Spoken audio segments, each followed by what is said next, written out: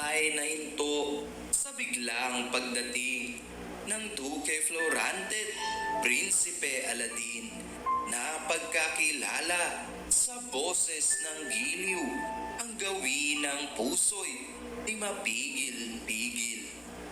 Nahinto sa pagsasalita ang nagsasalita at biglang dumating sina Florante at Aladin dahil nakilala nila ang boses ng kanilang mga minamahal. Ang dalawang taong nag-uusap ay walang iba kundi sina Flerida at Laura. Wala silang mapagsidlan ng tuwa.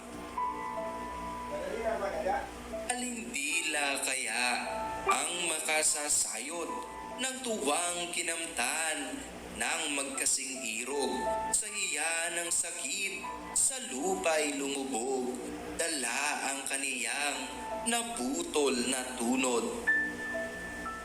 Walang makapapantay sa nararamdamang tuwa ng mga magkasintahan.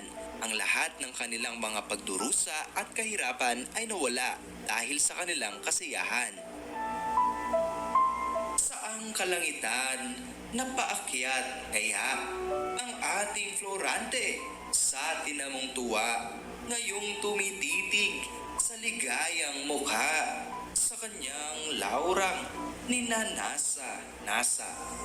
Sa sobrang saya ni Florante ay tila nasa alapaap siya nang sa wakas ay nagkita na sila ni Laura at nagkaharap na sila ng kanyang pinakamamahal na lagi niyang inaasam-asam na makita at makasama.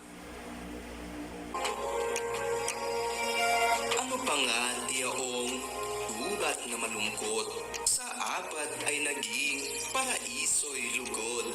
Makailang hintong kanilang malimot na may hininga pang sukat na malagot. Sa unang bahagi ng araling ito, ang dating gubat na nababalot ng lungkot dahil sa kani-kaniyang masasamang karanasan ni na Florante at Aladin ay naging paraiso na nabalot ng ligaya. Nalimutan nila ang kani-kanilang sakit na nararamdaman na halos ikamatay nila. Sigabo ng tuway, unang dumalang-dalang, dininig ng tatlo kay Laurang buhay. Nasapit sa reyno mula ng pumanaw, ang sintang naggubat, ganito ang saysay.